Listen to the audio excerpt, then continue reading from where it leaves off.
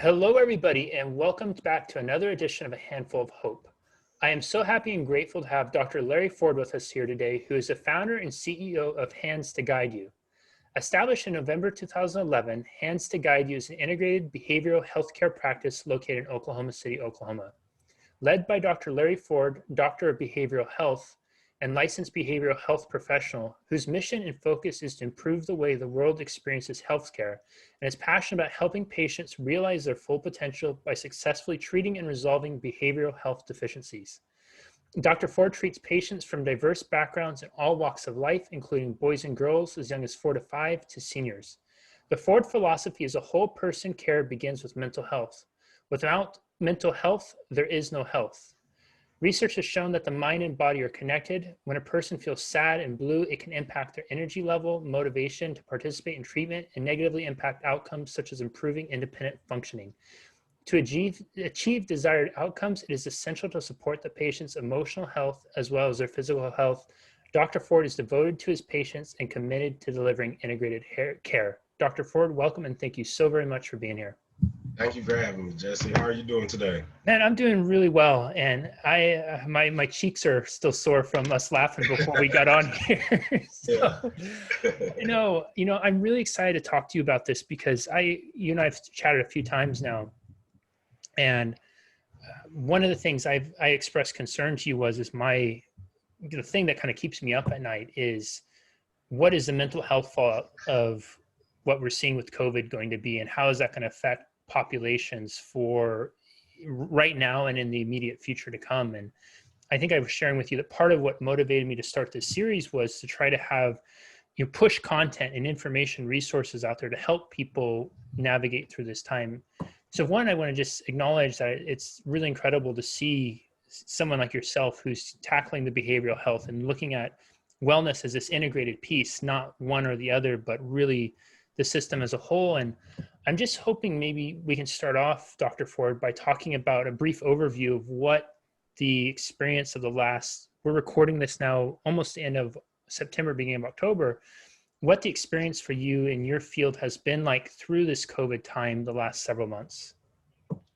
Well, it's been a very challenging time, not just for myself, but many providers throughout the country, throughout the world, to be exact. But it's been a very challenging time, and we've had to make a lot of changes as it relates to, keeping ourselves safe and keeping all our patients safe and just being able to still provide a high quality service in the community. So it's been very challenging, but we've been able to manage and come up with good solutions to continue to keep our doors open. What do you find has been most effective with that in helping keep the doors open and allowing patients to come in? And I imagine too, most importantly, patients coming in, but patients also feeling safe when they come in. Yeah, so we've stuck with the CDC guidelines.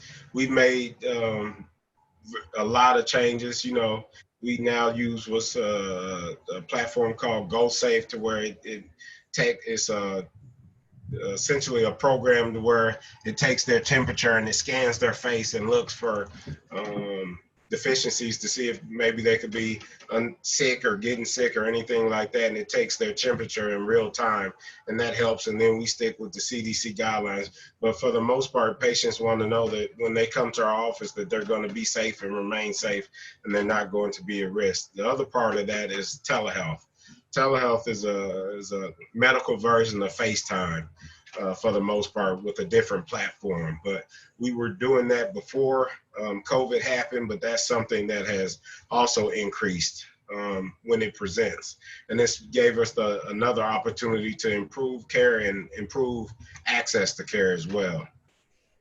Do you find we've had to make two different sets of changes for in-office, and then if they're not able to come into the office or they don't want to come into the office, we also allow them the right to use telehealth. How do you find people respond to telehealth? Because I would imagine, especially with folks who are struggling with the mental emotional piece, that maybe that would invite an additional level of safety and comfort for them to be able to essentially phone in from their home and have an environment that they feel some sort of control or some sort of familiarity with, to be able to open up and chat about those things. Well, yeah, so due to the situation in which has happened, I think that has made telehealth a lot easier because people want to be seen. People want to see their providers and they want their treatment. So doing telehealth from that standpoint has made it a lot more easier and a lot more receptive. They've been a lot more receptive for the population that wasn't doing telehealth before. We also had a population that was doing telehealth before all of this started, and they were, it was a seamless transition. Occasionally they would come into the office maybe once or twice a month, but for the most part their visits may be on telehealth, and then it switched to 100% on telehealth. That process was a lot different, a lot more seamless. Yeah. You, in reading your bio, you work with people as young as 4 to 5 years old to the senior population. And I'm wondering if Yes. there are some common themes that you're seeing playing out in those areas. Are there common themes of what specifically people are struggling with throughout all this? Yes, I would say depression. Our depression rates have increased, and then for the the adolescent population, I would say suicidal thoughts. Because of this is for a lot of kids this age, from the ages of 8 to say 17. This is the first time in their life where they've been so isolated, where they don't have as much interaction with their friends. They didn't have school. Now they have virtual learning. Virtual learning hasn't been, I wouldn't consider it a success at this point in where we are in our state, and it puts a lot of stressors on the child. And then that's not even to take into consideration that child's home life. We also live in a state that's high in traumatic events to the childhood population. So then you add that on, and now the child is feeling hopeless or lonely or feeling like they have nobody. So, it's a lot of things going on. Yeah, and I think, correct me if I'm wrong, but pre-COVID, wasn't suicide the number 3 cause of death for teenagers and younger in the U.S. prior to Yeah, COVID? number two, and that rate is steadily going up. The rates have increased since then. Currently, it was number 2, but now the rates have increased so much more, only behind accidents. Wow. Yeah, huge problem. So And what? suicide is like number 9 leading cause of death in our state, in the state of Oklahoma, for adults. So it's a Wow. big problem in our state. And I think, is it top 10 for the U.S. as a whole, or is it? Yes, It it's is, still okay. top 10. So we have suicide right now, number 2 for kids, top 10 as a whole for adult population. Yes. You're seeing an increase with it. So you guys are able to help support people through that. And I'm curious, for people who are listening and watching right now, and maybe we can take this on 2 paths. Number 1, for those of us who might be concerned of loved ones, for concern for their safety, are there some signs that we should be looking for to identify? And then maybe number 2 with that, if we could expand on it, what are some ways that we can support people who we may be seeing them having signs or symptoms of suicide? Well, first one is isolation. Signs of isolation: moods changing, not answering calls, not interacting with people as they would in the past. And then I'm going to jump to number 2 because you really answered it, in support. In our, we're a little older, but it's a saying that it takes a village to raise a child. And I also say it takes that same village to keep that child, who may be an adult now, healthy. So support is a big key. We have a video on our site that's titled "You're Not Alone," and it just goes over some statistics on not being alone, and how you're not alone with your mental health and the issues or problems that you may be facing or that are challenging you to this day. So support is definitely, the more support you have, the more the better off you're going to be, because it's all about a connection. We as humans have to have healthy connections in life, and the more healthy connections we have, the healthier that we are. How can we start to foster and form those connections with the people that we care about? And and my reason for asking is, I've heard the story so many times of, I didn't even realize they were struggling as bad as they were. I didn't know how to reach out. I didn't know how to engage with it. How can we begin to make that connection with it where, gosh, and I don't know if this is the right term, where we can almost normalize those kinds of conversations, but we can we can not have it be that elephant in the room where we sense something's wrong, but we're not talking about it. Well, I think we have to, like what was you were saying, kind of in my bio. I mean, we have to combine the head back with the body, and for generations, we've separated the mind and the body, and kind of separated and isolated them. We have to form a marriage again with the mind and the body, and then I also think that it starts at childhood early on. You know, many years ago, we implemented physical education into the school systems, into the education system, and I think it's now is a very detrimental time and a very important time for all, not only children, but adults. And I think it's time for us to add mental health to the school curriculum so we can learn about coping skills, so we can learn about depression, so the children can learn about anxiety. I mean, for the most part, they do a lot of physical education and they learn about the body, the human body, but we leave the brain out. And now we have to look at a new curriculum and look at a new plan that's going to help our community, because if we do that, I believe now when a child has feelings or moods or not feeling their self, they know that this is something that is possible for them to go to, and not only go through, but to fix and to acquire some skills that can get them to the next step of their life.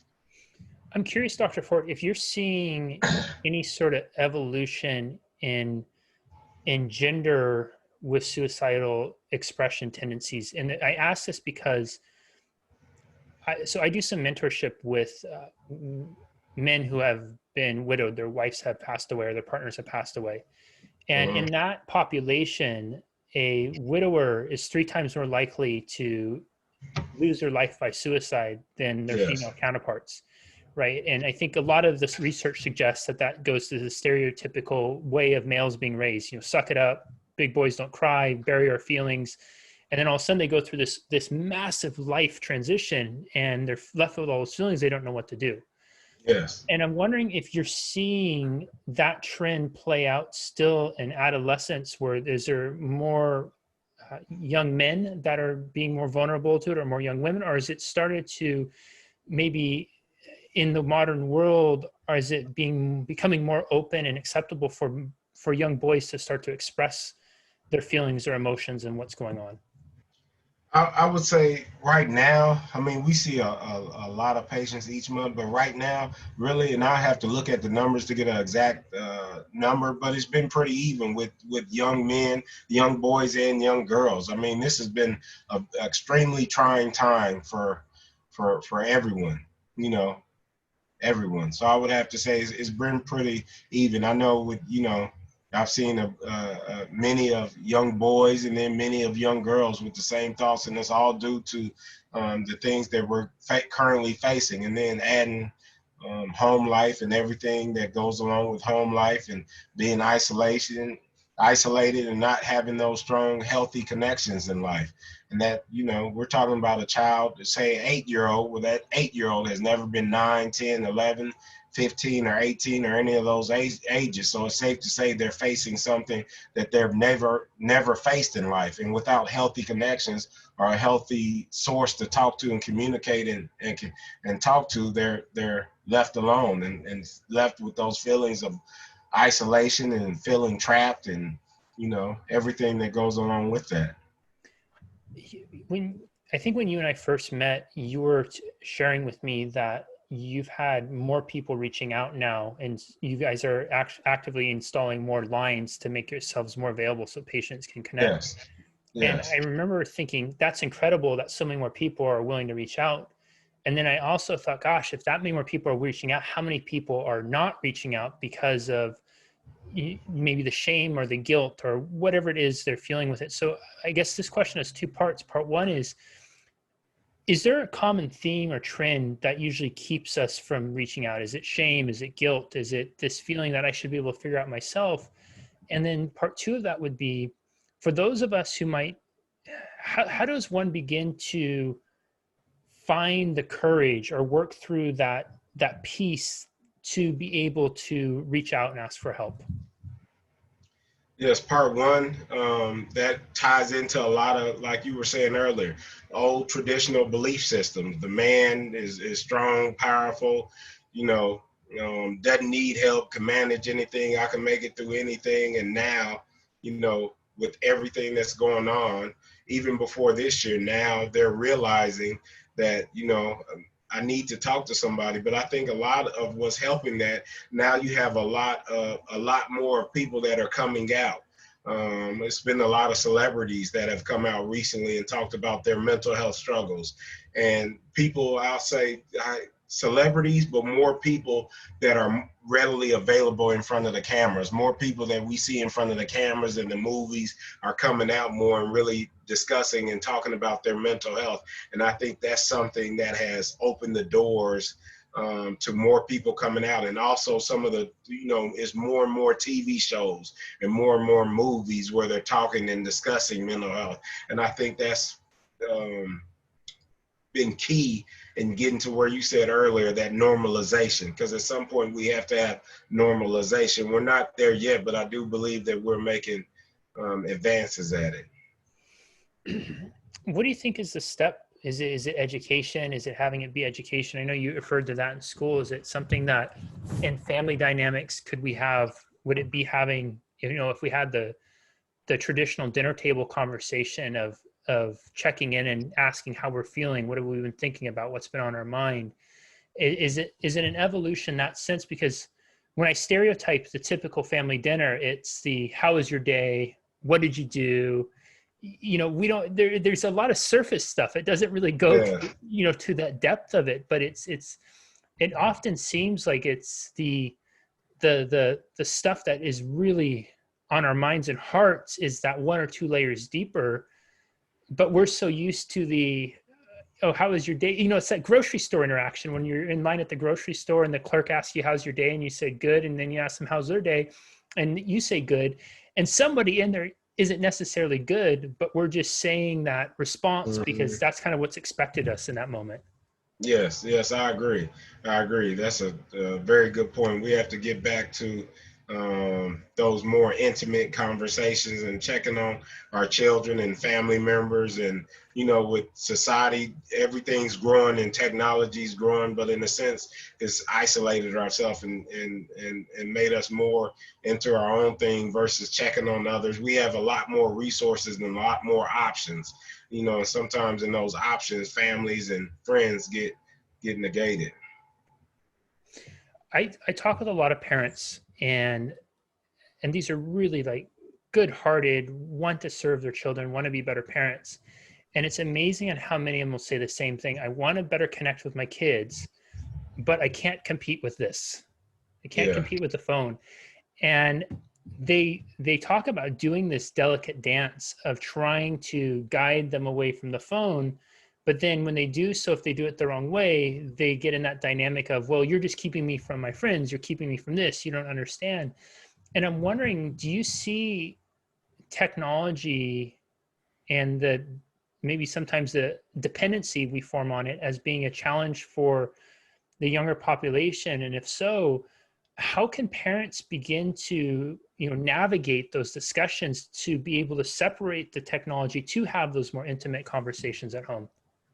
Yeah, well, I think boundaries with screen time are very, very important, especially for children, because we got to remember, those children's brains are still being developed, and screen time can affect the neural development of that. But for us in the clinic, because that is something that we face, so one of the things that we have done is we have went to utilizing more apps. Because most people nowadays have smartphones, right? So smartphones have enormous capability, and we've started to use some of that capability with positive affirmation apps. We've utilized the Calm app.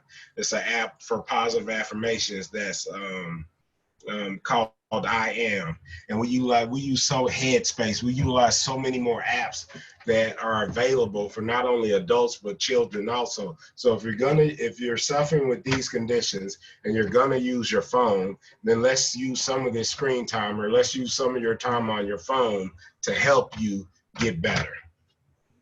I love that. And then you can even build maybe a ritual around it where it's family headspace time or something Yeah, like that, right? exactly. Family calm time.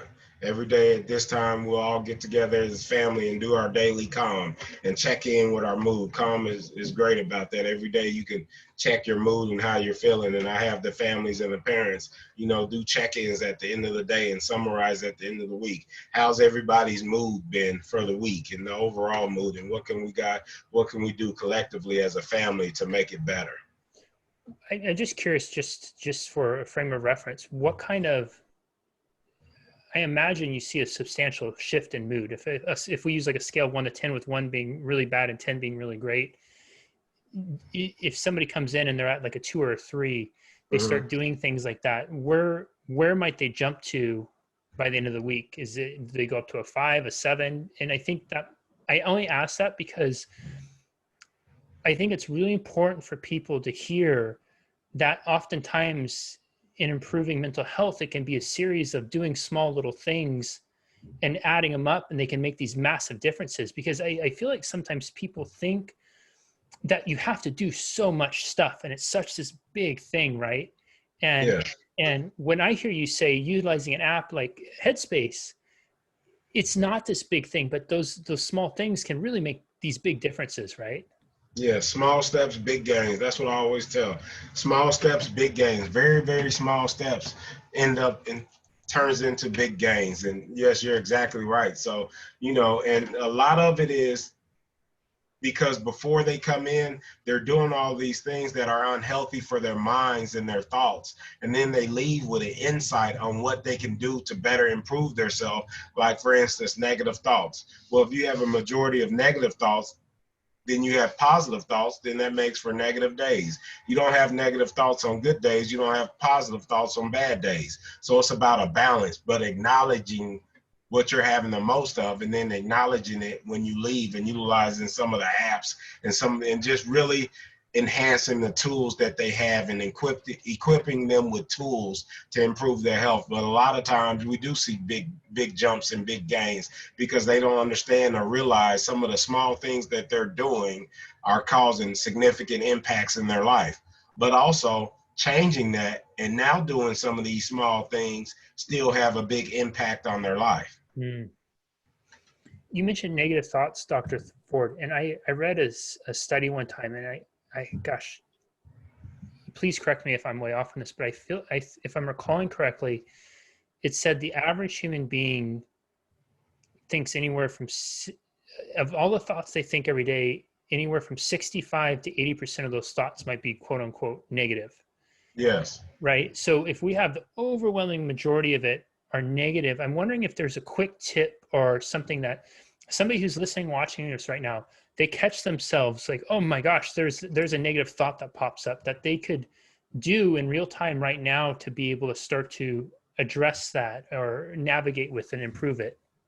Yes, the first thing, the quickest thing is to replace those thoughts with positive thoughts. You never want to feed something you don't want to grow. And if you look at your brain as a enormous garden, what do? You want fruits and vegetables. You don't want a lot of weeds. And if you look at the negative thoughts as weeds, you wouldn't spend hours upon hours in your garden feeding and watering these weeds or negative thoughts. So one, you don't want to feed negative thoughts. You want to replace those thoughts with positive thoughts. And then two, it's a 4-step questionnaire that I always give.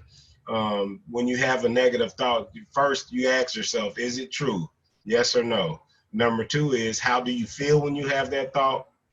Who would you be without that thought? And then how would you feel without that thought? And then just ask those questions to yourself. Is it true? How do you feel when you have that thought? Who would you be without that thought? And what would make it better? 4 quick questions that we always go over. God, I love that question. Who would you be without that thought? Yes. I can imagine that brings forth some really powerful insights for people with that. Mm-hmm. Hmm. Yes, yes. Yeah, see, that's another, Jesse, that's another example of, like we were saying earlier, it's the small things. Small things, something as small as 4 simple questions to go over with yourself. You don't even need anybody else. You can be alone in a room, but those 4 little questions by yourself can make a dramatic impact on your life. and then simply replacing those thoughts with positive thoughts. The more positive thoughts you have, the better your day, the possibility of your day is being. Hmm. I love it. Dr. Ford, before I ask my final question, where can people find and connect with you online? Okay, so our website, we have a website. Our website is H2, the numeric 2, GY.com. You can find us on Facebook at Hands to Guide You, Instagram at Hands to Guide You, and at Twitter at H, the numeric 2, GYINC. Cool. We'll make sure all that's in the show notes and everything too, and on the links, and you'll be able to see it so everybody can connect and come check out what you guys are all doing. Okay, thank you so much. Absolutely. So somebody who's listening and watching right now, I think thematically, I've heard over and over again people mentioning and talking about self-care. Gosh, I don't know if a day goes by where I'm not engaging in conversations around self-care with people. Very important. Yes. And so I'm wondering if you have some go-to self-care tips or strategies that people should be doing, that if they're coming away from this and they do one or two key things to start really addressing self-care in their life that aren't super time consuming, what would that be so that people can really start to lean into that self-care piece? First, I want to go over a little bit about self-care, and this is how I explain self-care, because I get asked this question all the time, especially now during what we're going through. Self-care is something that adds to you. When you talk about self-care, you want to talk about your mental health, your emotional health, and your physical health. And keep in mind, I said self-care is something that adds to you. So what can you do that's going to add to your mental health, that's going to add to your emotional health, and it's going to add to your physical health? Your self-care activity should never take away from you. You should never leave feeling drained or bad or just empty after doing self-care. So self-care is anything that's going to add to you. And keep in mind, when you're talking about self-care, you want to talk about mental health, emotional health, and physical health. I'll just go over for me. For me, it's, I enjoy going to the gym. I still have a group of buddies that I play competitive basketball with, and we spend a lot of gym time when possible, and going to the gym, walking. I'm a big walker. Used to be a runner years ago, but now it's more fast-paced walking. But anything that's going to add to you, where you get that relief, and it really resets you. Because if we put so much emphasis on our phones, and as soon as our batteries on our phone get to 10% or less, we look for the nearest source to charge it up. And we know exactly when our phone is fully charged. And we know that our body, our self, is way more important than a phone, but yet we charge our phones up every day, and we never charge ourselves up. Self-care is the way that we charge ourselves up and allow us to keep going to the very next day, to the next event that we have. Everyone, boy, is this one you're going to want to rewatch and re-listen to. With the depression, suicidal thoughts being at new highs because of fallouts from COVID, people struggling with mental health, I think Dr. Ford gave us a really fascinating insight into what his daily practice is, but also giving us some really incredible, tangible tools. Not only can we apply to ourselves, but how we can begin to open up discussions with our loved ones, our friends, our family, our children, our brothers or sisters, about how we can begin to integrate these things, looking at how we can have conversations about it, identifying that if we see somebody being a little bit more isolated, staying more to themselves, not responding phone calls, not engaging in their normal habits and behaviors, that it might be someone that we can reach out to, have that discussion more. He talked about bridging the gap with technology. If you're parents, about making boundaries with screen time so that you're able to have clear and understandable boundaries with your kids, and you're not having to do that wrestling match or trying to get them off it so you can sit down and have the conversation.